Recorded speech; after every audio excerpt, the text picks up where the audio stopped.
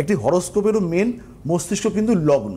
তাই লগ্ন যদি মানুষের যদি বিভ্রান্তিকর জায়গা থাকে তাহলে মানুষের কিন্তু কোনোদিনও উন্নতি সাধন হয় না।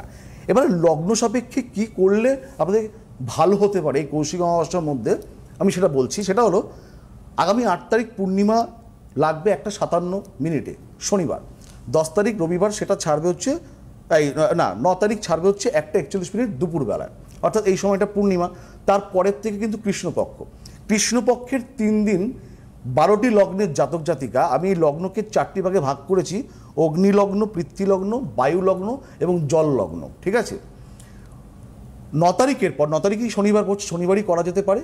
যে কোনো 3 দিন, শনিবার, মঙ্গলবার, আবার শনিবার, অথবা মঙ্গলবার, শনিবার, মঙ্গলবার, 3 দিন শনিবার অথবা মঙ্গলবার এটা করবেন।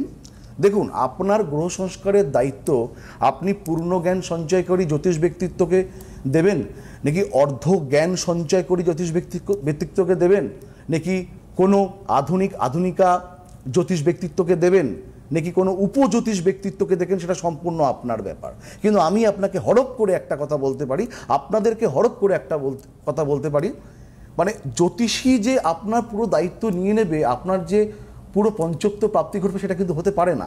দেখুন, একটা কথা আছে, it makes two take a clapping, অর্থাৎ দুটো হাততালি মারতে গেলে কিন্তু দুটো হাতের কিন্তু প্রয়োজন বোধ হয়। অর্থাৎ আপনাদেরকেও কিছু করতে হবে নিয়মের মধ্যে। আমার কাছে যারা থাকে আমি তাদেরকে নিয়মের মধ্যে আবদ্ধ করি, কারণ নিয়ম শিষ্টাচার কিংবা আচার ছাড়া কিন্তু কিছু হতে পারে না।